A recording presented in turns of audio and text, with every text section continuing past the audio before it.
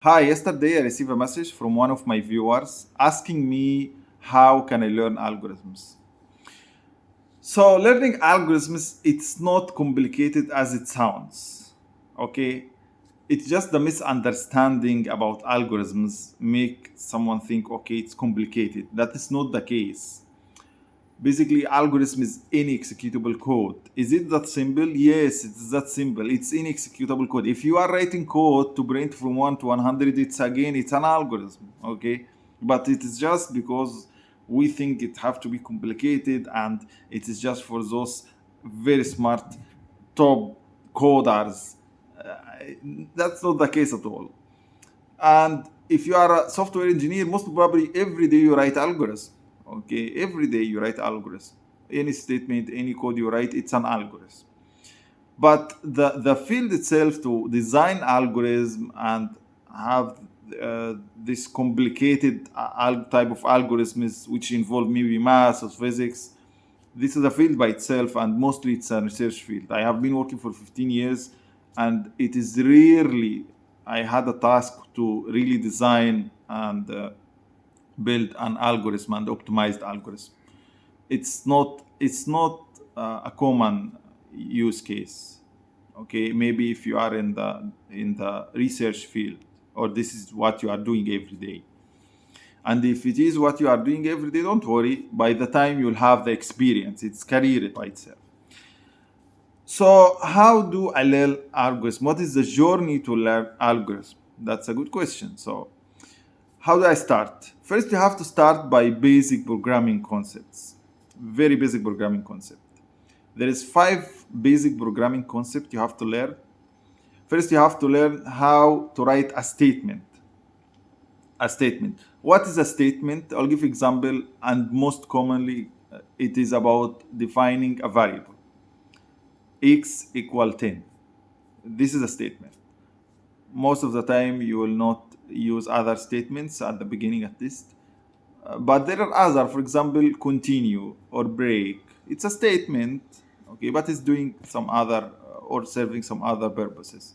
But for basics, you just have to learn how to define the variable and the type of variables, the data types, for example, Boolean, string, integer, very basic knowledge. Then you move to the next step. The next step is all about conditions, how to write a condition. Mostly we use if and switch. Those are the most common way to write a condition. There is, for example, try and catch. It's kind of a condition again, try and catch, to catch an error or to make sure that the code is safe. It's kind of conditional. But to learn the basic, you just have to learn about if and switch. That's fine. Then you move to the next step. Next step is learning about repetition. How do I repeat the code several times? Most common use is for, while, and do while. And even do while is not that much. I rarely use it, but it is used. If you know about for, how to write for statement, how to write for loop, you learn about while, how to write while loop, you are good. If you learn about do while, you are perfect. Is that simple? Yes. Then you move to the next step is learning about functions. How to define a function. And part of learning about function is recursion. Recursion is not that complicated. Recursion is just calling a function itself. A function call itself. That's all. This is what recursion is. Okay. So after you learn about those 4 basic concepts, you have one extra step to advance your skill a bit.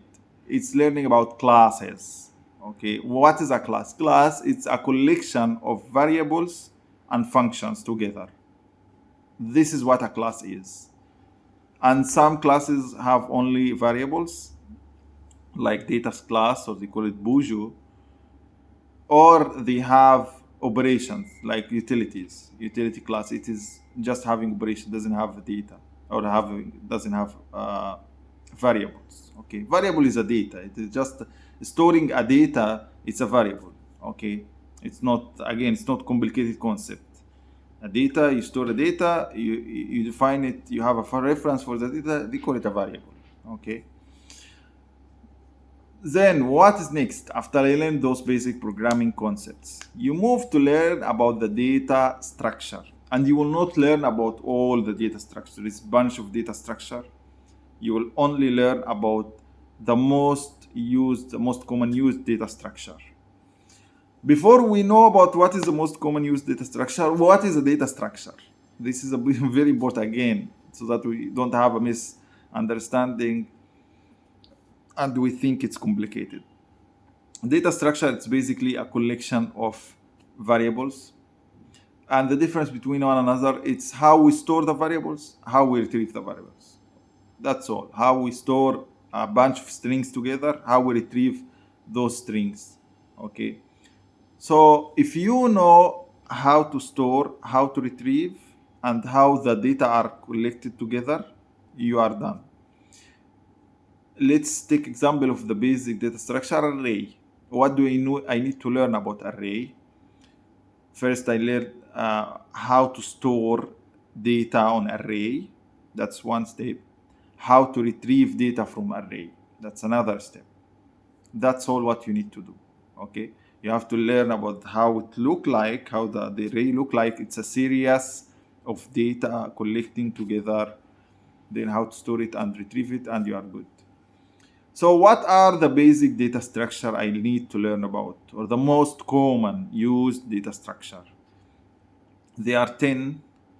First, you have to learn about array. That is the most used and most basic. And then you have to learn about list. List have some stuff under list. There is linked list. There is a set, which is a unique list. So a list of variables, and then they are unique. Okay. And again, a list, actually it's dynamic array. Okay. You have linked list. Okay, linked list, yeah, it's under list, and again, list is under array, it's dynamic array. So, but they are just because they have a bit of different form, how the data is formed in the memory. So they are maybe you can differentiate them, or you can just say they are different data structure. Okay, but they are related. This is what I wanted to say. Like array and list, linked list, they are related, and you have also a set. A set is just a list, but have a unique values in it. So it's again a list. Then you have the map. Okay, a map, it is a key value. So you have a key and value, and then you access the map using the key to retrieve the value. That's all. Okay. And then you have the tree. But before the tree, you have the queue and stack, or stack and queue. That's how you arrange it. A stack and then queue. They are again related, stack and queue, but again the store and retrieve is different. When you are using stack, it is the first item you push on a stack. It will be the last item to retrieve from a stack. A queue, first item to push on a queue, is the first item to get to retrieve from a queue. That's all. First in, first out. Last in, last out. Okay. Then you move to another data structure. It's again related, tree and graph. Actually, tree is a sub from a graph. A graph, it's a sub. It has several nodes. A tree have a node. A parent node have two child nodes. So if you're storing a data, you store a data on a parent node, then have two child node. The two child node have two child node. They call it a tree. A graph, it's a node have several nodes connected to it. That's the difference. But it's again a tree. It's a special case from a graph. Then you have two data structure. You will not use them regularly, but you have to know about them. It's tray and heap. Tray and heap. Again, you will not be using them too much, and again, they are kind of related to each other. How you format a heap and tray. I will not talk about them because they are not mostly used, but it's good to know about heap and tray. But if you don't understand them, don't bother yourself. Okay, don't bother yourself. If you know about the if you know about array, linked list, and set, map, stack, queue, uh, tree, graph, you are good. Okay, extra, heap, and tray. Okay. So what's next after I learn about data structure, how to store the data, how to retrieve the data? You learn about how to search and sort. Okay. Even searching and sorting, it is part from the data structure. Like when you are learning about array, you learn first about storing the data on the array, retrieving data from array, and then you learn about how to search on array and how to sort array. Okay, so every data structure have different way to search, sort, but again there is a common concept on searching and sorting. Okay, like divide and concrete, merging, and so on. So they have some common again algorithms or common way to do it. So once you learn about all this package, you have the basic concepts, you move to the next step. Next step, it's about practicing. So all this, you are building your toolbox. You learn about basic programming, about data structure. You are building your toolbox. Those are your toolbox to start to practice, to start to really actually write some algorithms. Okay. So you start from basics and then you move to advanced level where you use a complex data structure. Okay, so what is practicing all about? Practicing is all about finding one of the platforms like Codility or Code Signal or Lead Code, whatever it is, and then you start to practice your knowledge.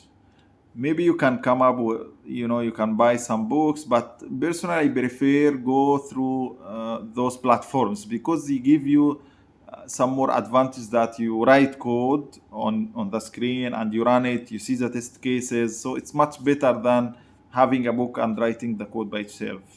Okay, what do you consider when you're writing code? Writing code, you consider that you have a problem and then you have to use your toolbox, use your data structure, and use your operations like searching, sorting, and so on solving this problem.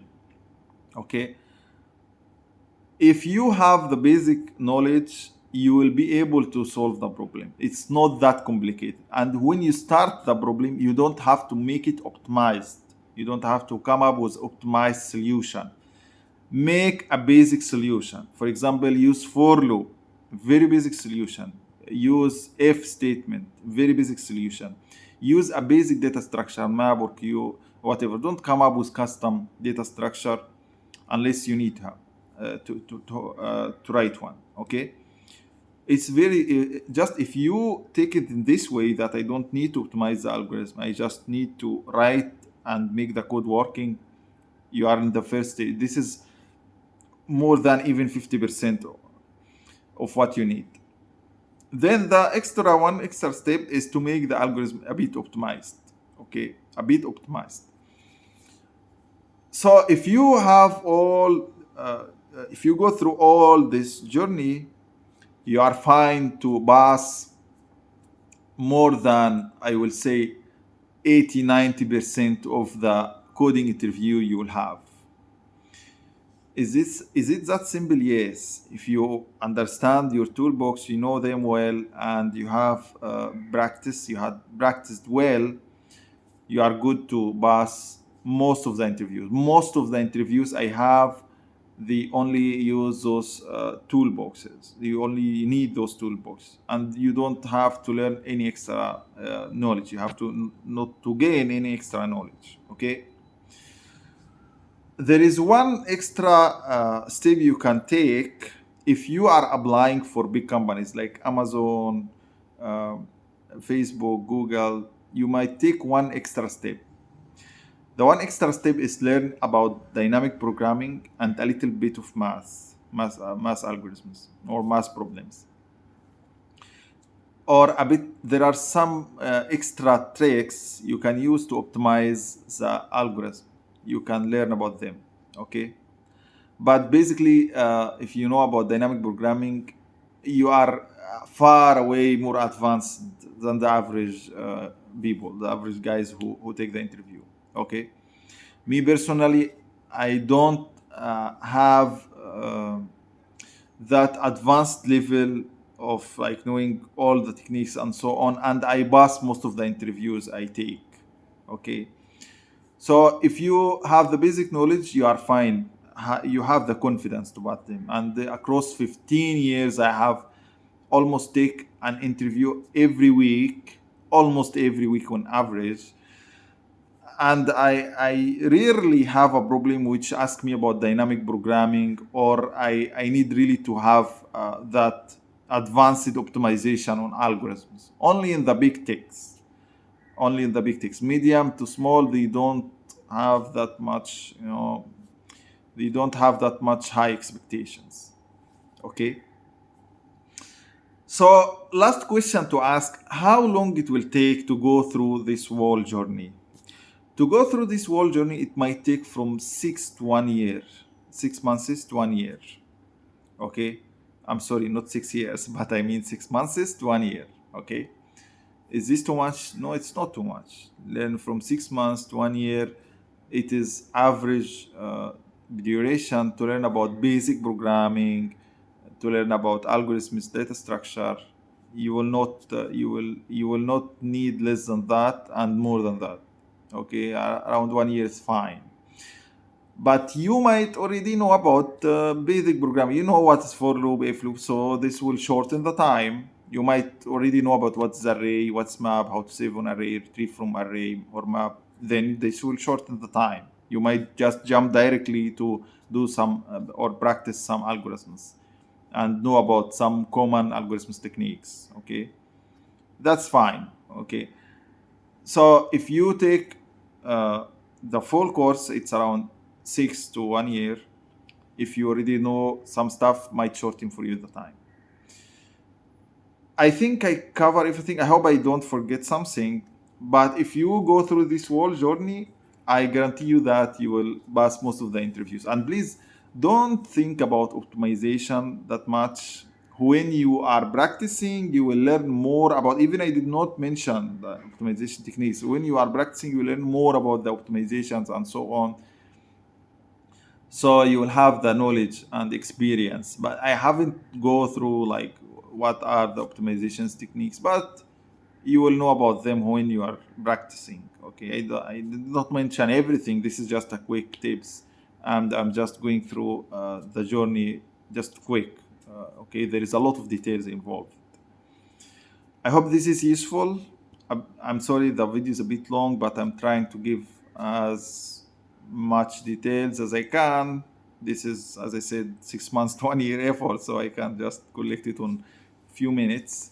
But I hope this will give you a roadmap on learning algorithms and data structure and passing algorithms interview, and have the confidence to jump in and just practice and have the confidence that I can pass the interview. I'll not be worried if someone sent for me a Codility or Code Signal exam and then asking me that, okay, we need you to pass this exam so we can accept you.